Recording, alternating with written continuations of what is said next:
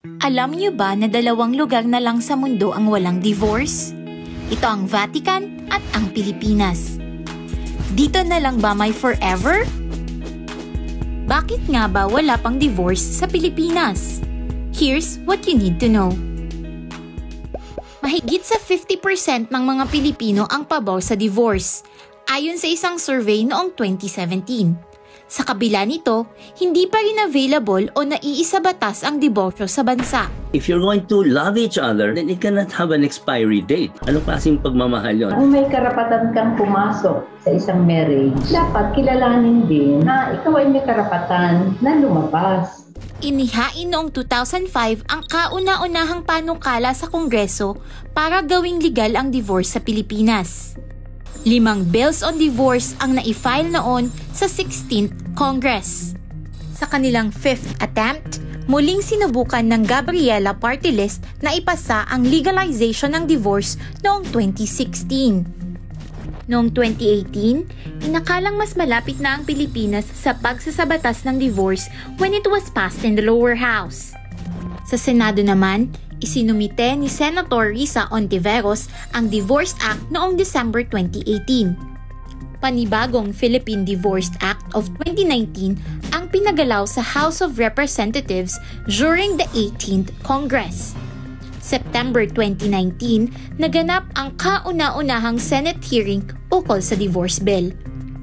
At ang pinaka-latest, muling naaprubahan ng House Committee on Population and Family Relations ang Absolute Divorce Bill noong August 2021 at kasalukuyang nag-aantay ng plenary approval. Ganyan naman ang paggawa ng batas sa atin, napakahirap. Ang masaklap nito, masyadong late talaga kasi hanggang ngayon committee hearing pa lang Nasa committee hearing pa lang yung iba't ibang version. Sa buong mundo, Pilipinas na lang ang bansang walang divorce. And when they say, but aren't we the only country now in the world? Well, so what? Is that bad? If the whole world has gone crazy and is doing something wrong, the fact that we're doing something right should not be a cause for alarm. It should be a cause of pride. Controversial talaga ang issue ng divorce, lalo na dahil predominantly Catholic ang Pilipinas. Lagi rin itong pinagdedebatehan ng Kongreso at maging ng mga kandidato. Pabor ka ba sa divorce? At this point, no. Pero ano nga ba ang mga legal na aspeto ng diborsyo?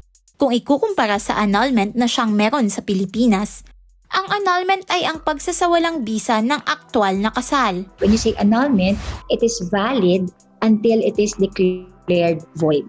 So, for lay people, we just call it annulment. But under Philippine law, there's declaration of nullity, those that are void from the beginning. Habang ang divorce naman ay ang pagbuwag ng mismong kasal. Under the divorce bill, they are recognizing that there was a marriage, but they are trying to dissolve it.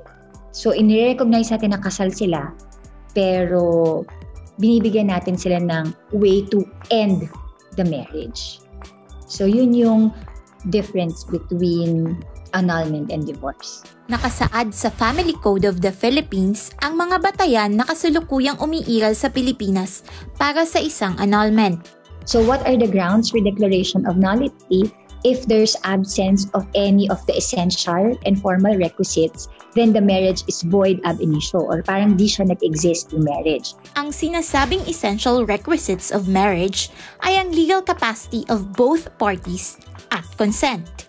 Habang nasa ilalim naman ng formal requisites, ang authority of the solemnizing officer, valid marriage license, at marriage ceremony. But annulment under Philippine law is different naman. When you say annulment, there's a defect in the essential requisites. Ito yung mga kinasal between 18 to 21 na walang parents' consent, or yung kinasal sila nang napilitan lang sila, so vitiated consent. Kasama rin dito ang bigamous o polygamous na pagsasama at incestuous relationships. Another example of a void marriage, void ab initio, would be on the ground of psychological incapacity. So ito yung mas alam ng mga tao. Tanggap daw ng Catholic Church ang Declaration of Nullity, kaya mayroon ring church annulment.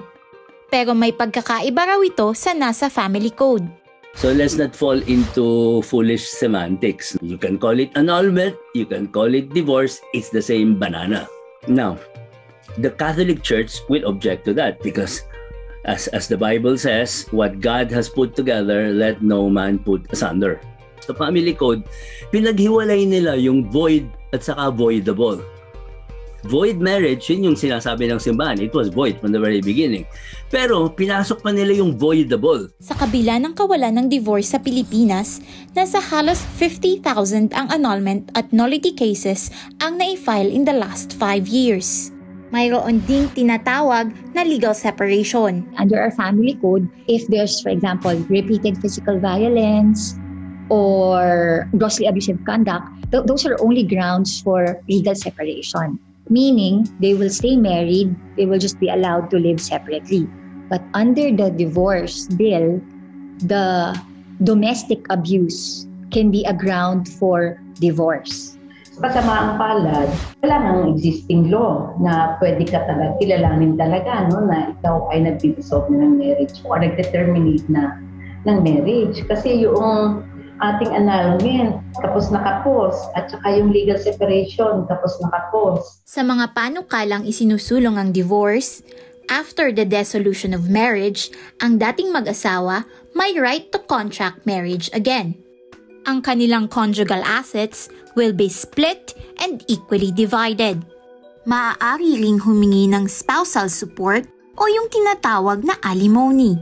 At higit sa lahat, the legitimate and adopted children of divorced parents shall retain their legal status and legitimacy. Rights-based yung pagkilala namin sa isang panukala sa divorce. Kumbaga, dapat kilalanin na kung may karapatan kang pumasok sa isang marriage at ang marriage na yan ay nagkaroon ng irreparable damage or irreparable reasons, dapat kilalanin din na ikaw ay may karapatan na lumabas. Lalong-lalo na siguro para sa mga kababaihan.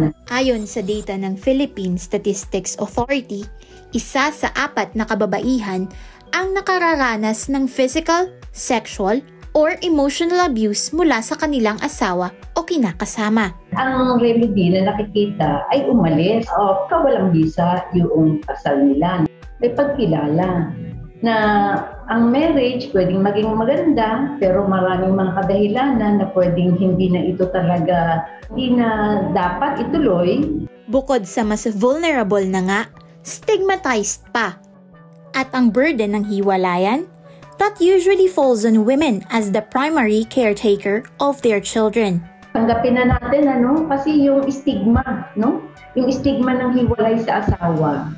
O yung stigma na iniwan ng asawa, samantalang kung may divorce, legal, legal na sasabihin mo, hiwalay na kami at may papel.